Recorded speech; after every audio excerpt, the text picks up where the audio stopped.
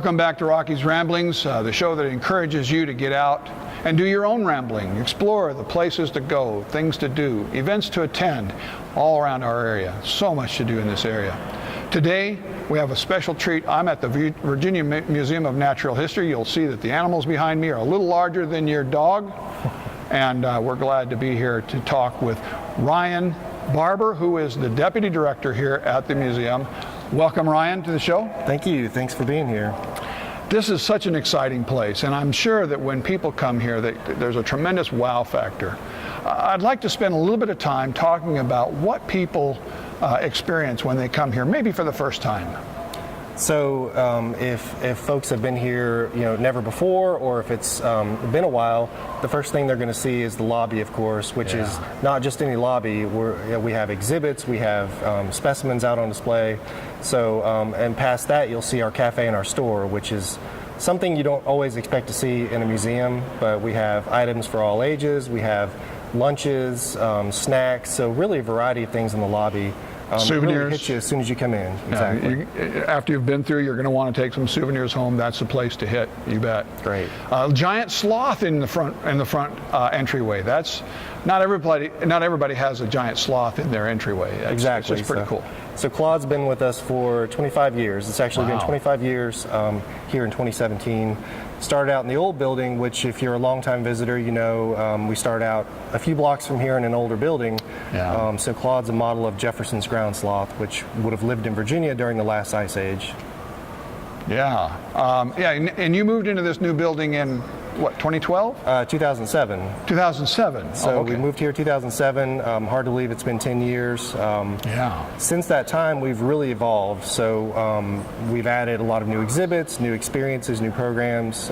So if you haven't been, definitely since 2007, but even in the last few months, you're going to see new things, new experiences, new specimens. There's all kinds of great stuff in here. You've got to experience this for yourself. I can't give that to you. We can't do that in a half-hour show. So we really encourage you to get out here and see some of this stuff. Okay, so coming through the entryway into the main hall, which is where we're set up right now, what are they going to see?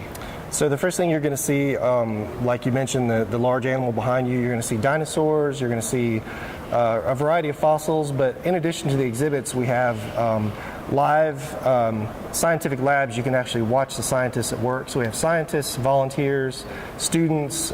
You always see a lot of activity.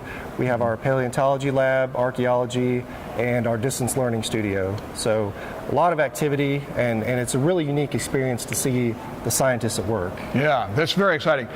For the third section of the show, we're actually going to be interviewing Dr. Hastings in the paleontology lab. I'm so excited, I can't wait to get to that section.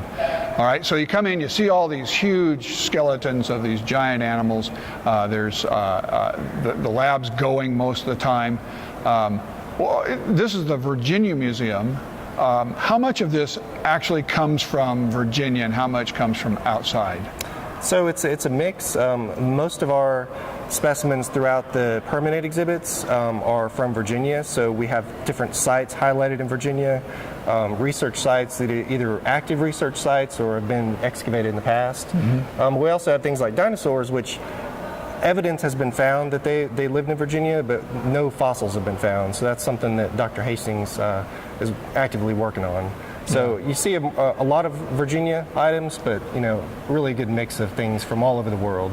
Any clues as to why we don't find those fossils in Virginia? Is it just too wet here? The geology.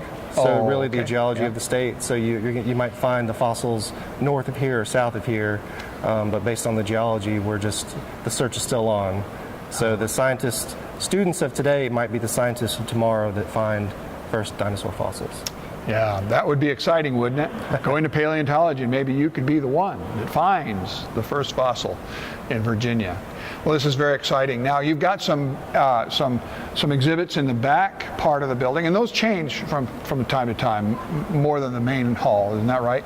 That's correct. So when we say permanent exhibits, nothing is really permanent here. We try to update, change out. So you'll see our long-term exhibits, and then you see our temporary exhibit galleries, like you mentioned. So we change things out anywhere from every month to a couple times a year. But really, every few months, you're going to see you have a new experience, see new specimens, see new displays, and that's what we try to do is make it fresh. Sure. And keep it new. So what's the new and fresh that's going on here at the museum right now? Well, we are, in addition to all of our programs, we are going to be in the process of changing out our new exhibit. It's actually this summer 2017, but we're going to open a new dinosaur exhibit. Oh, so that's yeah, always popular. right. We're going to change out our Exploring Virginia exhibit, which is archaeology focused, to our new dinosaur exhibit, and that opens July 21st. And when does the Virginia show close? June 17th is the closing date for that. So if you want to see that, you got to come before the 17th of June. If you want to see the new dinosaur exhibit, you need to come after, what, the 17th of July? Yeah, we always try to, even when we're setting up exhibits, we open up the galleries to visitors so they can actually see the people that work in there. Yeah. But the official opening is July 21st. So we've added a little bit of time there because of the scope of this huge new exhibit that we're going to open. Very good. We need to take a commercial break. When we come back, we're going to talk about the special events, some of the outreach that goes on, maybe a little bit about membership, more about the inner workings of visiting the Virginia Museum of Natural History. We'll be right back.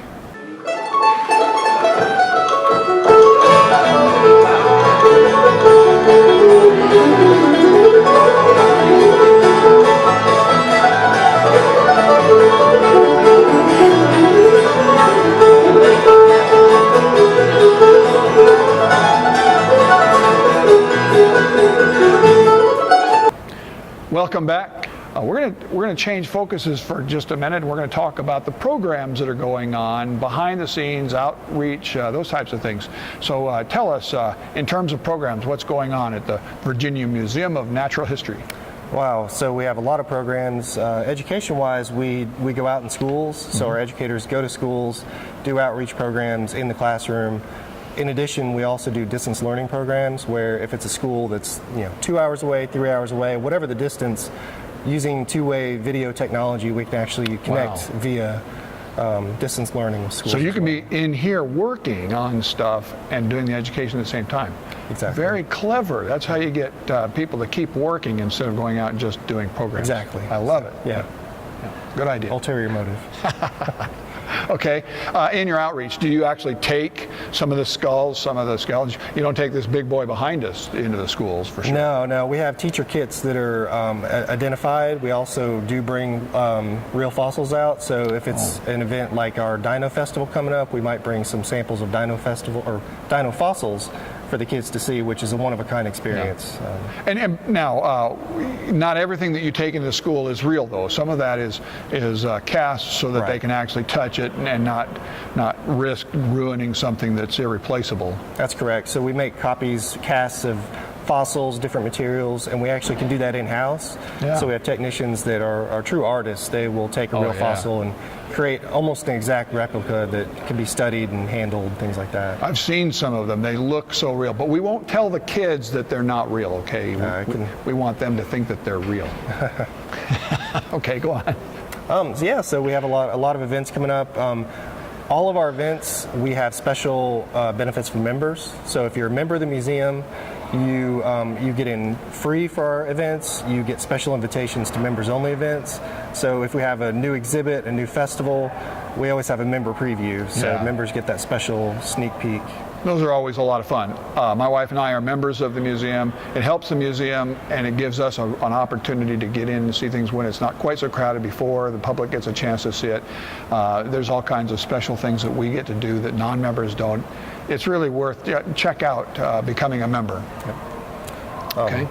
So. Now, Earth Week is really big in this area, and I know the Virginia Museum of Natural History is very involved in that. What do you do over Earth Week, which is coming up, right? It's coming up quickly, April 22nd, 23rd. Yeah.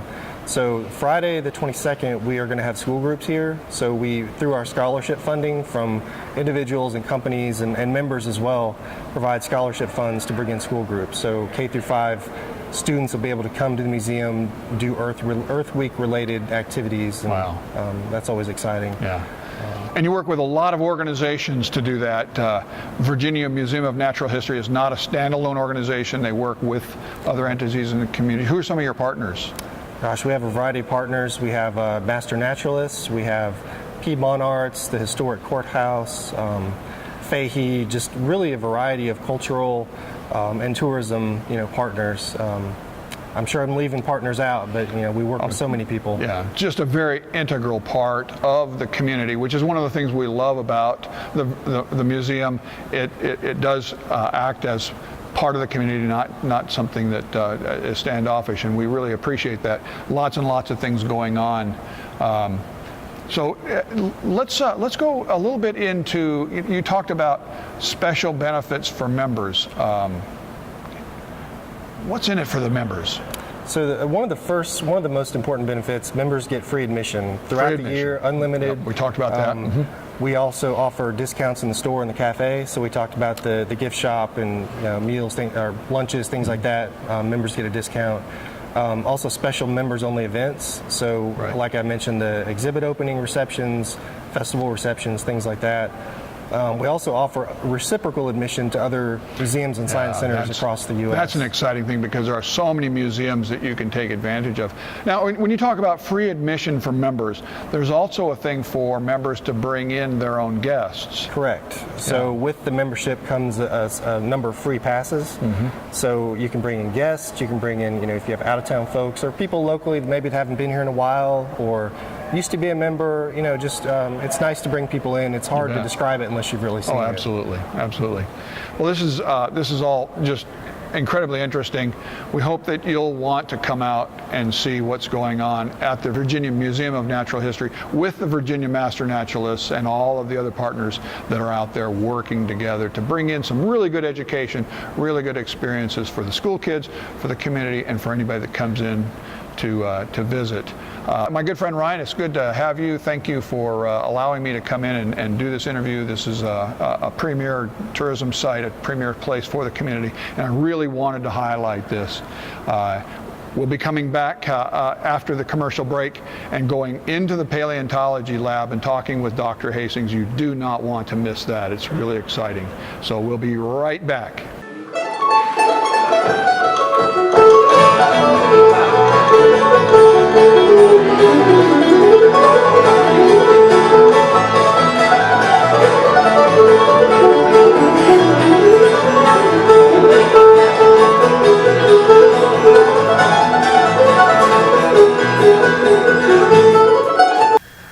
Welcome back. I'm now with Dr. Alex Hastings, the Assistant Curator of Paleontology here at the Virginia Museum of Natural History. Welcome to the show. Thanks. Great to be here. It's good to chat with you. I've never been back here in the paleontology department. Can you start by maybe just kind of explaining what goes on back here? All right, so here in the lab, which is in full view to the public here, you can see our window back there. Yeah. This is where we take in all of the fossils that we found in the field and bring them back to the lab to restore them back to kind of as good a condition as we can possibly get. So this is. But you're not trying to bring them back to life like Jurassic Park. Yeah, that might be a few years down the road. Yeah. No, it's a really important step in the whole process of paleontology, which is the study of ancient life, to make these things not only kind of cleaned off so you can see all the different features of it, but also stabilize them so that they don't fall apart any more than they already have. Yes. So we've got everything we need to do that here, as well as we do a lot of molding and casting, which you can see some of that in the background here. So we can make copies that are really good for putting on display. We can put holes through them to make nice skeletons and stuff. So we do quite a bit here, but it's a great facility to work in. This is really now. This is a Virginia Museum of Natural History. Do all of your specimens come from within Virginia? A lot of our fossils do come from Virginia. We are actively collecting all over the state. We do have quite a lot of things, but we do go out of the state as well. So we do have a large dinosaur collection that's come mostly from Wyoming. So that's an area we're in a lot, as well as many other states. But I'd say our most active field areas are here in Virginia. Yeah. Great. So when the public comes into the museum and stands at that window, what are they seeing? So they are seeing what we're working on at the moment. So this is something that's actually changing all the time. As we finish projects, we'll move on to the next one. So it's not going to be the same thing every single time we come. Now, just an example for today here, we've got our preparator Ray here behind us working on a Stegosaurus plate. So that's part of the back of one of the big dinosaurs you might have had in your toy kit back when you were a kid. We've also got a large Triceratops skull right front and center, right in front of the window. It's one of my personal favorites. As well as a whole host of, we got a beaver skeleton sticking up there. We've got large plants. We have whale skulls. All of this is what's currently available or visible, with new things coming all the time. And we'll try to get some pictures of that so that you can actually see what we're talking about, because with the camera just sitting there, I'm sure you're a little frustrated that you can't see what we're talking about, but we'll get there. All right, so the visitors come up, they can see you actually working the displays. Now you're making molds of things, because I was at a show the other day and you were there and you had a big skull and it looked very real. But of course you're not putting real skulls out at a show like that. So we do bring a lot of casts to public shows because they're just so much more touch-friendly. Yeah. And I'm a big fan of especially when you get a large amount of like kids, but really any members of the general public coming in, where they can actually put their hands on something that looks, interesting and dynamic. So having a great skull like that you don't have to worry about the kids shoving their fingers in and stuff like that is really, really great for getting them excited about science. And having that means you can keep the original in a very safe condition. You don't have to worry about it. Now we do bring some real bones out every time too as well, so people can put their hands on the real thing, but they tend to be not quite so pretty as a nice full skulls that we'll make up or we'll copy from originals. Well, kids are just so tactile. They've got to be touching things. Exactly. That's part of their learning style. So it's important. It's a wonderful thing for kids to get excited about such things. All right. So do you actually go out into the field and do some of the work, or is this where everybody brings it and you do your work all here? So we definitely are in the field. So we just, last summer we did our field season out in Wyoming looking for dinosaurs. We'll be going later this month to our site just north of Richmond. And we also do a lot of the back work here too. So we're in the lab, we're in the field, we're in the collection space, doing all the research as well as the field work. So we do all of it. You do just a little bit of it all. Mm-hmm. Well, wonderful. Anything else you can tell us? Hope you guys can come check out our great museum. We love it here, and especially if you're tuning in, we'll have our special Dino Day Festival, which is July 21st and 22nd. Not only is it going to be a big event, but we're unveiling a new dinosaur exhibit here at the museum, so that is a particularly good time to come and check us out. Now, members, non-members. Do members get any more of a look at what's going on behind the scenes than the non-members do? So yeah, of course we always encourage membership. So membership here at our museum does get you kind of special invites to certain things. So like for the dinosaur exhibit, we're going to do members only preview the night before. So even before anyone else gets to see it, you get to come in and check out everything, and we'll have kind of the people who've been working on it the entire time right there for one-on-one interaction, and that's open to members of all ages. And I'm a member, so I'm going to be here. Dr. Hastings, it's been a wonderful opportunity to chat with you. I appreciate your taking the time out of your very, very busy schedule, and I hope that visitors will come and see what you have to do here at the Virginia Museum of Natural History, the Paleontology Department. That's another show for Rocky's Rambling, but as I leave you, I want to encourage you to get out and do your own rambling. Go out and see the many places to be, to do, the things to do, the events to attend. And as you're going out on your rambling, make sure that you're doing so in a safe, well-maintained vehicle. Very important that you get there safely and get home back. And I would also encourage you to put that phone down and drive. Remember that you're driving a 2-ton deadly weapon, and it takes just seconds for hazards to appear. You need to be paying attention, and the people around you need to know that you're paying attention. So put the phone down and drive, and be safe, and come back next week for another show of Rocky's Ramblings.